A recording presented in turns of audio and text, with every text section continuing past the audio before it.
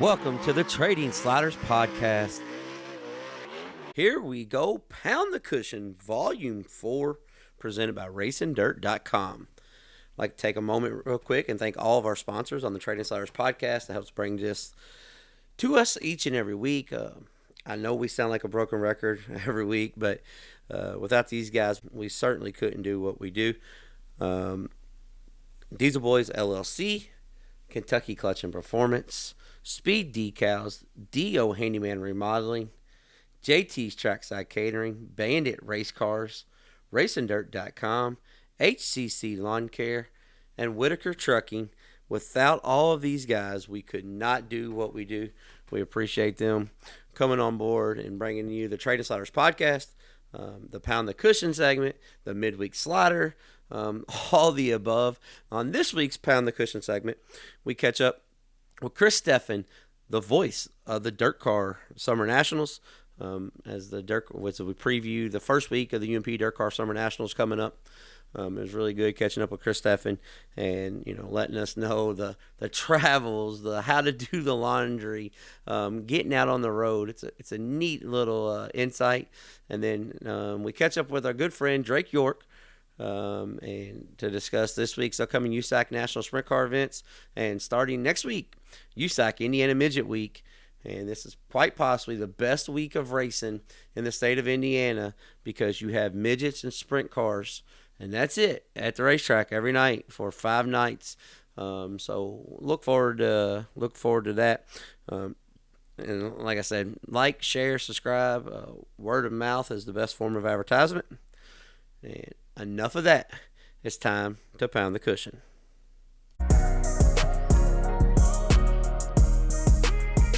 It's time to pound the cushion, presented by RacingDirt.com. Up next on the Pound the Cushion segment, the guy's going to have a real busy schedule starting next week out of New Richmond, Wisconsin. Chris Stepan, thanks for coming on, sir. How you doing? Hey, you bet. I'm good. You? Oh, I'm doing good.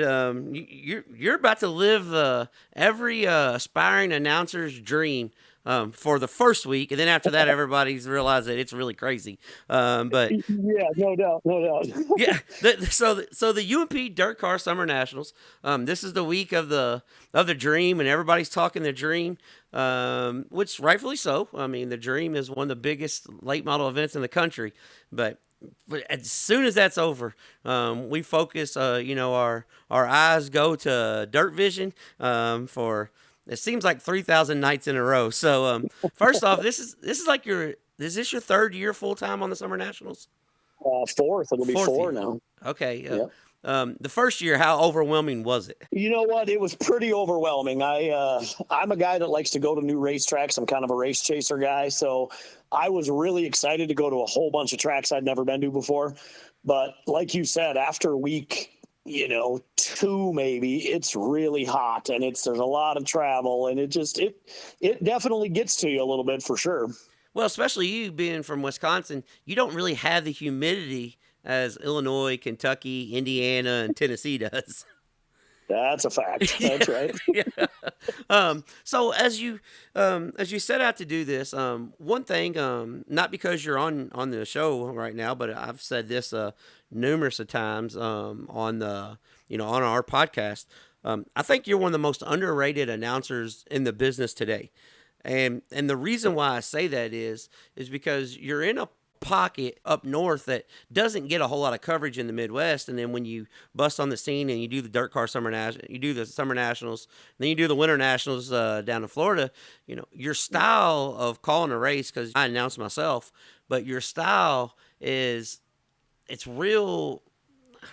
Like, some guys try to be funny, some guys try to be the show, and you just put out what's there and let it be. It's really old school, and I'm a fan of it. Well, I appreciate that. I've always kind of been under the mindset of, my job is to make sure I can pronounce the guys' names. I know where they're from. I know a little bit about them. I know their sponsors. I mean, all the things that are important, right, to the race teams.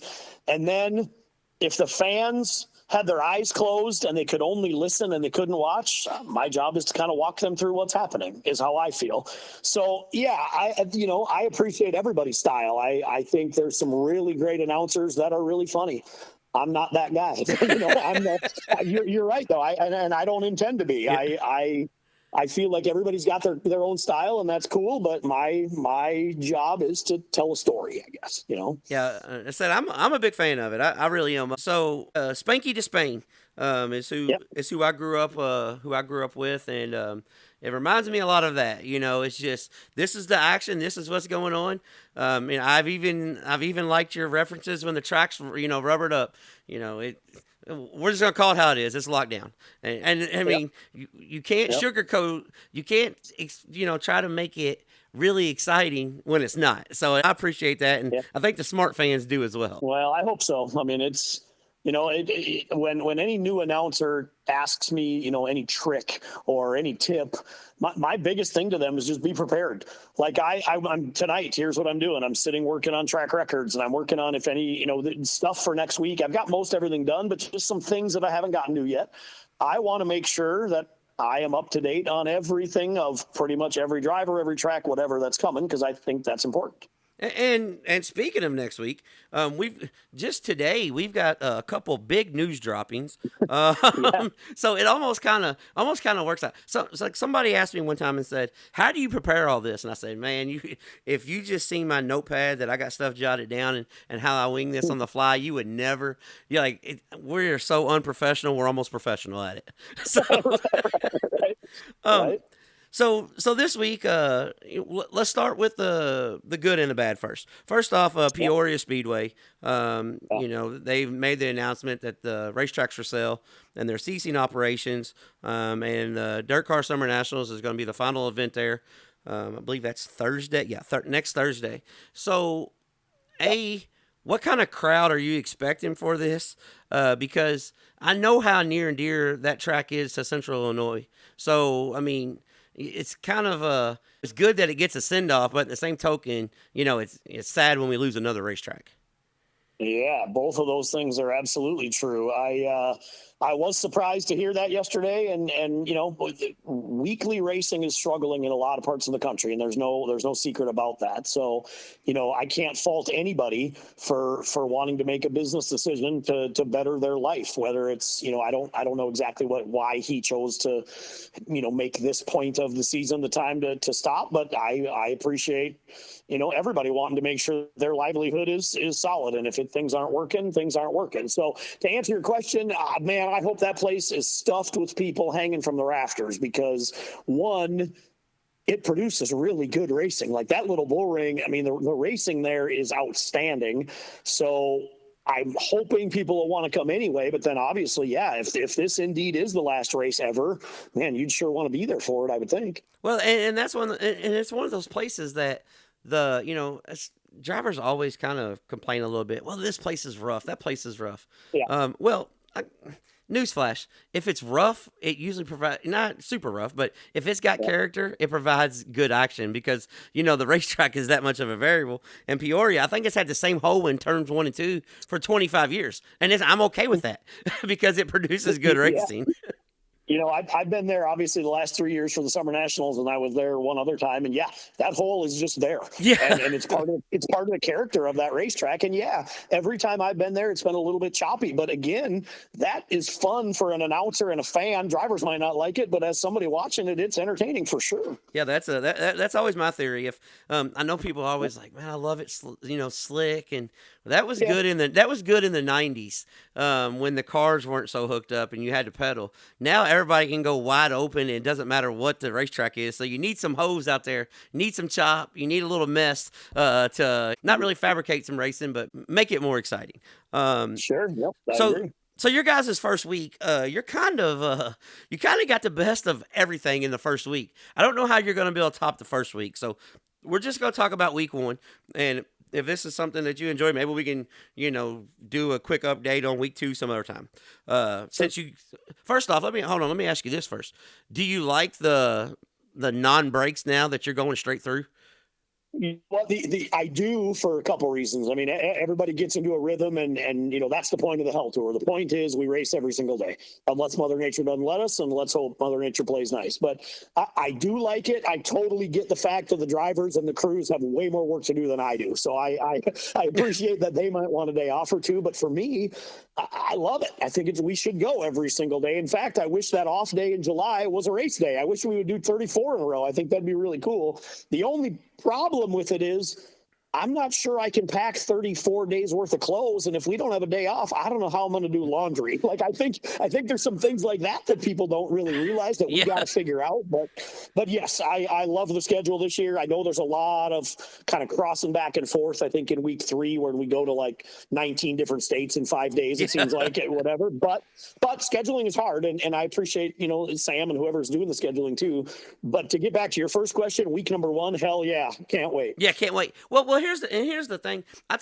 We had Steve Francis on, and he was talking about, well, when we schedule, I can schedule 2 tracks by each other because we're a special event coming in for the weekend.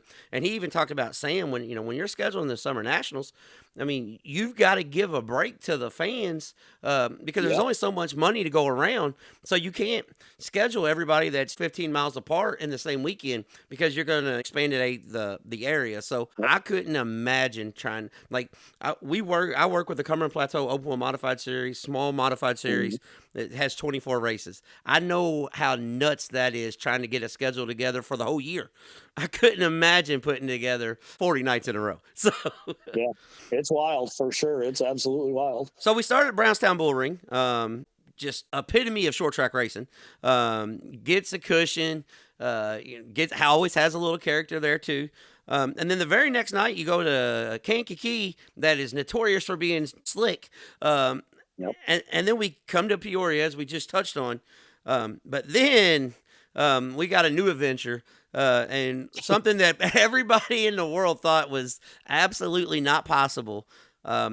First off, have you been to Coles County? I have not.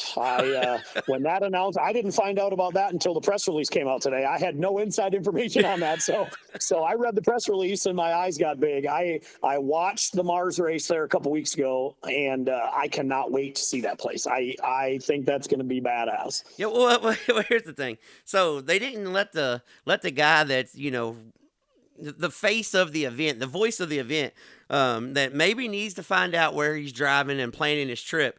They didn't even fill you in that, okay, Tri-City's off and now you're going to Coles County. Yeah, no, nobody told me at all. No, that's not unusual though. I don't need to know till race day, I guess. No, it's I like Tri-City a lot. I like that place a lot as well. And I know they haven't raced there at all yet. And I know, they're so snake bitten with weather there. We were there twice last year and got rained out both times. And the year before, I know we rained out once. We did get one in. And so I'm not exactly sure the reason why they switched it out, but I feel like Coles County is a perfect replacement spot for it. Yeah, and then you go to the America's Dirt Track, the Fairbury American Legion Speedway, who there's nothing you got to say. Like, you don't have to sell that to anybody. Nope. I know Marshalltown, Iowa claims that they're the bucket list racetrack, but I really think Fairbury's probably the bucket list racetrack as far as short tracks around the country. I could not agree more. Marshalltown's great, but Fairbury is where it's at for sure. Yeah. And then you in week 1 at Sycamore. So yep. That's the first week. I guess I'm talking about being prepared. I probably should have been a little more prepared on this. Are you guys doing week champions again too, or is it just straight through? Yep, nope. Week champions, okay. Exactly like it was last year. So there'll be a weekly champion every week and an overall champion at the end. Okay, all right, good deal. So I know fuel prices and stuff has been something that's racing is hurting because of it. So what are we expecting?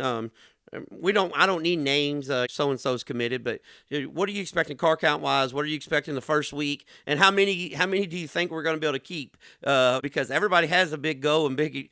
Joe Duvall told me this one time, and he said everybody at the beginning of the season, they're running the whole tour till the first credit card statement comes in. Yeah. So what are we expecting for it?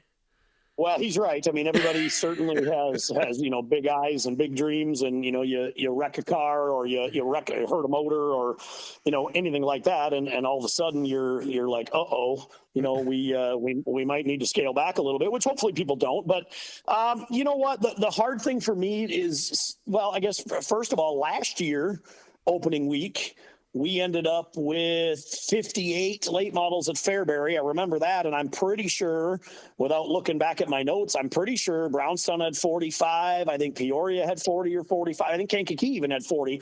So we were in the 40s to 58 at Fairbury car count-wise. That's just for the late models. The mods were good as well.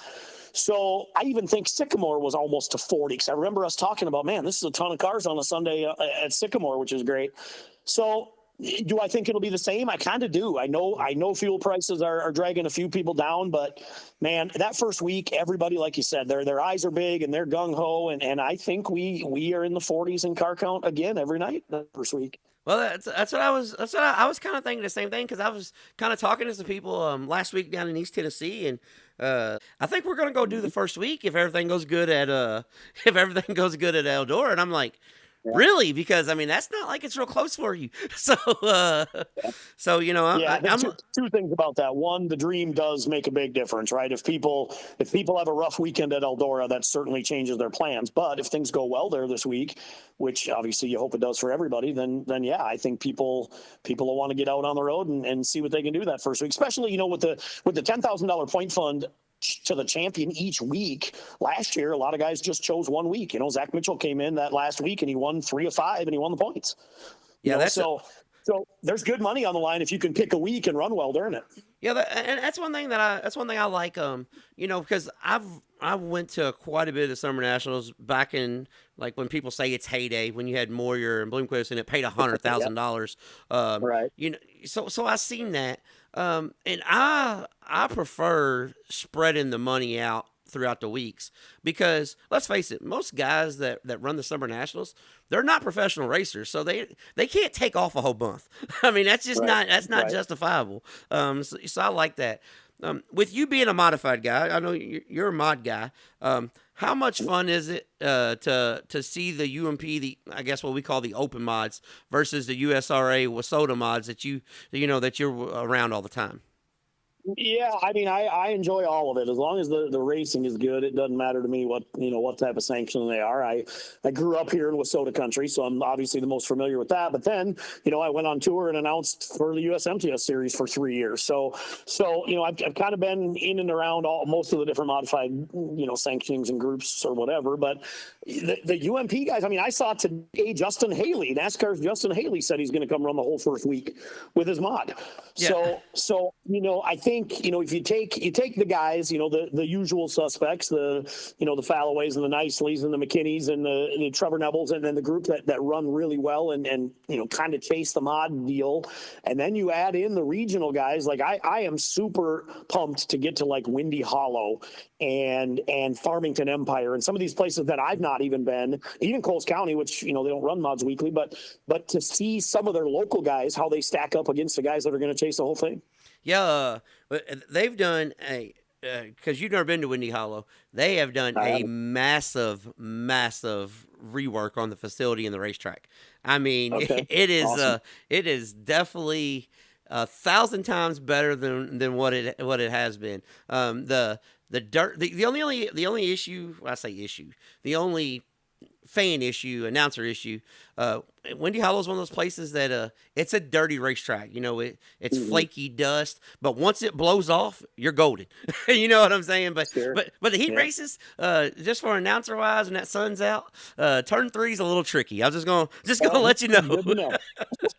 Good to know.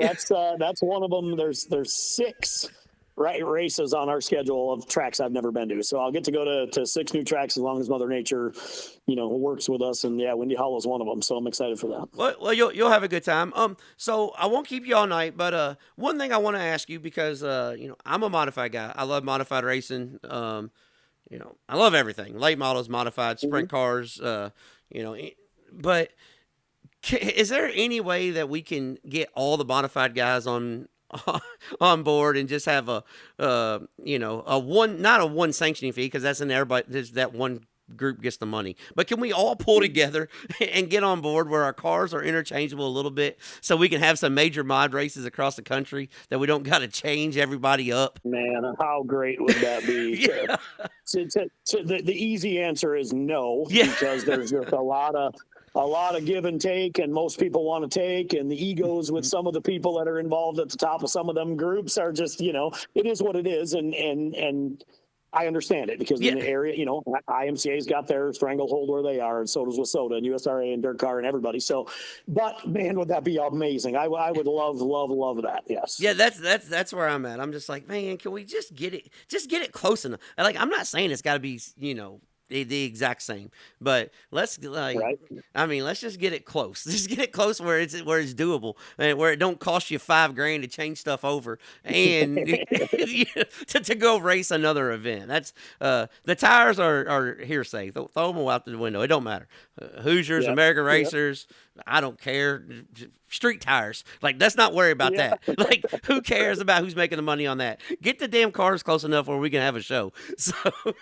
Well, I hear that. So, well, we appreciate you coming on. And what are you looking forward to the most this Summer Nationals? Any storylines that you think in your head that's going to play out, so we can check back with you and say, well, damn, he was wrong on that, or he was definitely right on that? Well, I mean, personally, like I said, I'm a race chaser, so getting to those 6 new tracks, personally, I'm excited for.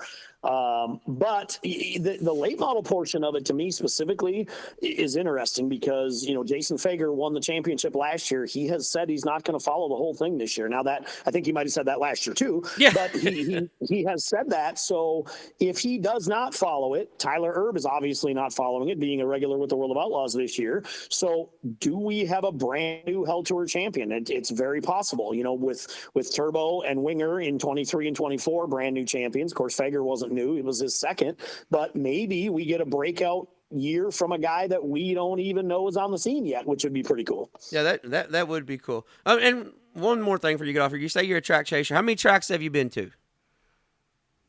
Exactly 350 in 38 states and 3 provinces of Canada. You've got me beat by about 15. Is that right? Okay. Very good. You've got me beat by. I had to sit down because I got a couple new ones here recently. I think I'm at like 330 something. So that's awesome. Yeah, my wife and I went on a cruise a couple weeks ago, and I got to check out Skagit Speedway while we're heading to Alaska out that way. So we clicked another one off. So yeah, that's on my short list of places I want to get to at some point. Yeah, that Skagit has an Eldora vibe, but I know people are gonna get mad at me for saying this. It's old school, like how Eldora has this old charm. Skagit has that with the beautiful mountains in the background and the coast on the other side. It's almost a nicer old charm than Eldora, if you know what I mean. Okay. I know people are going to say it's not Eldora, but it's not. But just when you walk into the place, you ever make it out there, you'll understand what I'm saying on that. Yeah, no, it's definitely on my short list for sure.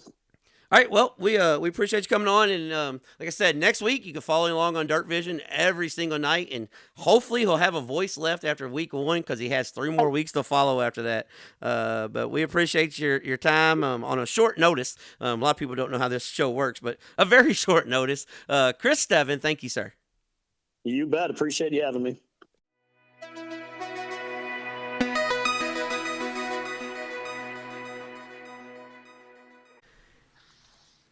Up next on Pound the Cushion, we have the young man that's the world traveler, just about ready to get into a busy stretch of the season. So we appreciate your time, Mr. Drake York. How we doing, sir?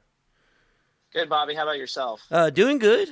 Not as good as you guys, because you're coming up to a part where you got a bunch of traveling, but you get to stay home here in the next week or so. So, gotta be looking forward to that. Yeah. I mean, we're racing more days than we are in the month of June, and get to be a part of Indiana Midget Week again. Super excited. One of my favorite weeks of the year. Like you said, we get to race around at home a bunch, which, we're fortunate with USAC. There's a lot of great tracks in the state of Indiana that we can race at, and certainly Midget Week hits all of them for sure. So really excited to get going here, but got a few more races coming up right before then. So it's all about taking care of what's in front of you, I guess. Yeah, and we're going to get into the Red Hill, but first off, how about cause I know how avid IndyCar guy you was. You couldn't been more happier for a finish than what you guys had at the Indy 500, could you? Yeah, I mean, it was such a great race. I mean, if anybody's listened to me on Bobby's shows, they know I'm a massive IndyCar nerd, and that checked all the boxes. So Rosenquist and all the Meyer-Shank guys did a wonderful job, and tip of the cap to everybody at IMS. I mean, I don't even want to know. I don't think the scale of what it takes to put on the world's biggest sporting event too. And I mean, every year, everything's just flawless at IMS. So I want to make sure I say good job to those guys and girls as well, because it's always a good time to show up to the 500. So you guys, it's been a few weeks since I've talked to you, but you guys were at the Sprint Car Capital of the World last weekend. A little fun fact: I made my first trip to Knoxville a couple weeks ago over in the holiday weekend. Went out to Knoxville for the World of Outlaw show. My first time ever at Knoxville, so that was I was pretty excited about that. But so you guys made the trip to Knoxville, and is it just me, or has Kyle Cummins hit a different gear? I feel like we said that last year, but he really has, especially on the half miles. Like, you look at this year, he had never won at Terre Haute before we went there in April for the Hurtubise, and he never won before we went to, or I should say, he had never won at Eldora before we made it down there in the month of May for Let's Race 2. Picked off the win on the first night there, and then shows up to Knoxville for the Corn Belt Clash, which, I mean, you look at it too. That's a big race for that race team, because Jerry Petty of Avante Windows and Doors, who owns that race team, also does a lot to make sure that race happens every year. The payouts just keep getting better and better every year for that race. So I think he played it off a little bit when I asked him before the races on Friday night if there was a little bit more pressure. But you have to imagine there's at least some level of more pressure on that race for sure. He's just found another gear, like you said, Bobby, on the half miles this year. So that's the third half mile he's won on in the last few half-mile races. So he's certainly found another gear for sure. And it was a pretty commanding win too on Friday. And one thing that I've come to notice, like Kyle Cummins, the story is the knock on him was he couldn't win on big tracks because he's a bull ring specialist. He always binds the car up. He can't keep the car straight. And you can just throw that narrative out the window now. You just scratch that, because he's won more this year on a half-mile track than he's won in his career through all the other divisions that he's ever run. So, the best non-wing sprint car driver in the country right now undoubtedly has to be Kyle Cummins. I would say it is too. And you look at him front to back, the half miles had always kind of been, like you said, Bobby, a place that, hey, we maybe don't expect Kyle to be the factor that he is on the shorter, tighter racetracks, but they had that same speed on the short tracks this year. They got really good speed on the big tracks this year. So, I mean, it's going to be tough to throw him off the top right now as he still leads the USAC sprint car point standings heading into Red Hill this weekend. But, I mean, just everywhere. They're so good right now. It's great fun to watch. Maybe not for the drivers and crews of other teams, just because that 3P's usually out in front. Well, and speaking of Red Hill, I've been on record for saying this, that, the last few years, Red Hill hasn't really raced all that good since they reopened it.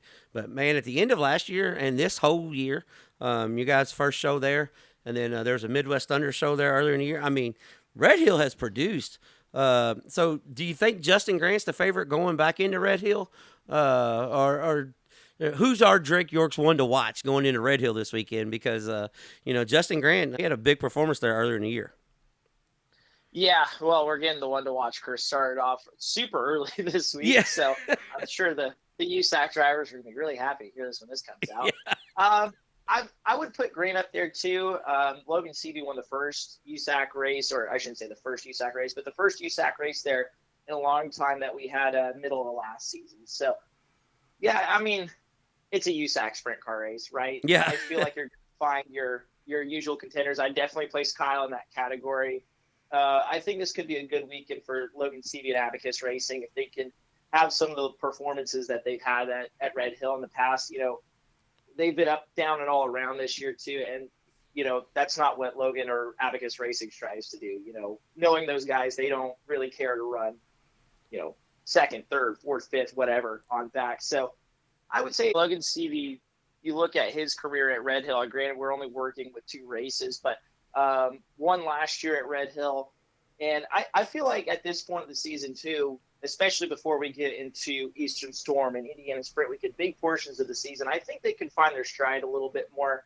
I mean, you look at them leaving Florida and they were title favorites and they've kind of slipped back in the picture quite a bit. So like we were talking about earlier, Kyle Cummins, he's going to be hard to catch at this point of the season, but it's not over by any means. But I feel like if Abacus Racing and Logan Seavey want to start mounting a charge back toward the top, I feel like this could be a really good starting point with 2 days at the same racetrack. Haven't really had that a whole lot this year. I know we're just coming off Knoxville, but like I said earlier, Bobby, it's a USAC National Sprint Car race. I feel like there's 15 or so names at least we could draw out of a hat and they could easily win.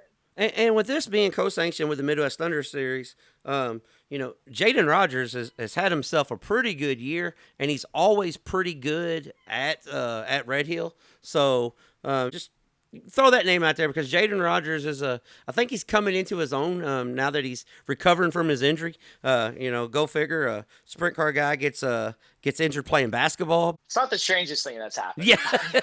So, no, but I mean, that's a great point. Like Jaden's won with that injury and, I haven't talked to him super recently, like as in, the last week or so, but every time I talk to Jaden, he's feeling better and better. And, let's not forget, he won the BC double at Kokomo and beat Robert Ballou, which Robert has kind of had a stronghold, especially on the local scene at Kokomo. But, yeah, Jaden Rogers could be a sneaky one, too. And, you talk about his success with Midwest Thunder. He's won a race with them already this year, too. So I'm excited to see all our friends from the Midwest Thunder Sprint Car Series down at Red Hill as well. Like you said, co-sanctioned this weekend with them. And so then we move, you guys get like a half-hour break, and then we jump into like the busiest stretch of the year that, a lot of people think Indiana Sprint Week shows busiest part, but it's really not because you go, Midget Week and then right into Eastern Storm, which is basically Pennsylvania Sprint Week. So we come up with Indiana Midget Week here, and we start off at the best kept secret in all of the country, racetrack-wise, in the Circle City Raceway.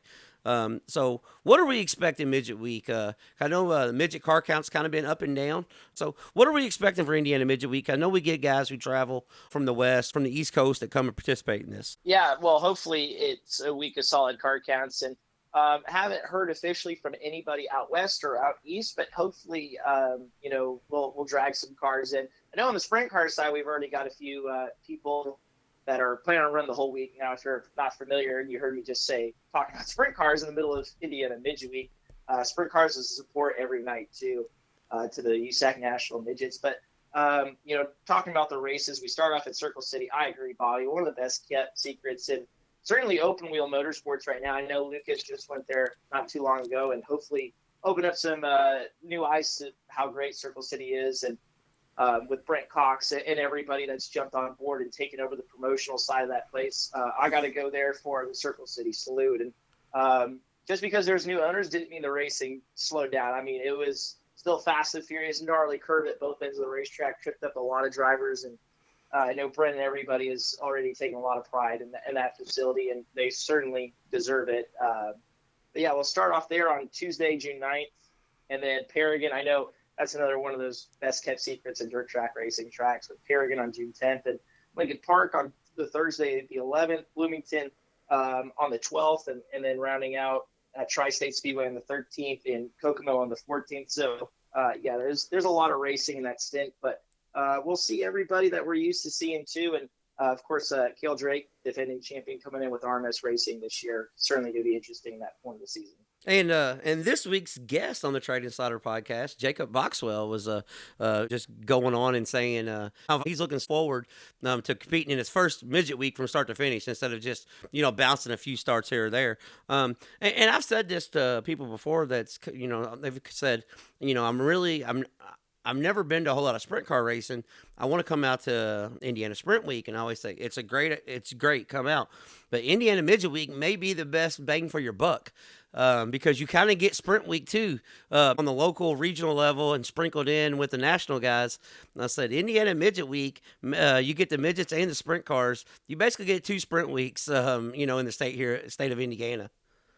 Yeah, it's so awesome, Bobby. And, it's hard for me because I'm a race fan of both, right? So I can't really say sprint week is better than midget week or vice versa, but both of them are awesome to come out to. And, we won't see the whole USAC national field at the sprint car races in midget week, but don't be surprised if you see national guys that maybe only run the sprint car and the silver crown, like CJ Leary. Wouldn't be shocked if CJ showed up to run the sprint car locally one night. Or we've seen in years past too, if a national team is struggling at, say, like Tri-State, they'll come and run just Tri-State during Indiana Midget Week in the sprint car, of course. And it's so cool. Last year, I think we had a bunch of cars too out from the West. We had a few from the East come in just for Midget Week, but I can't really downplay the local Indiana sprint car fields because, I mean, they're just as tough, if not tougher than some of the regional fields in the country too. So there's no slouches in Indiana, as you well know, Bobby. Yeah, no, Indiana is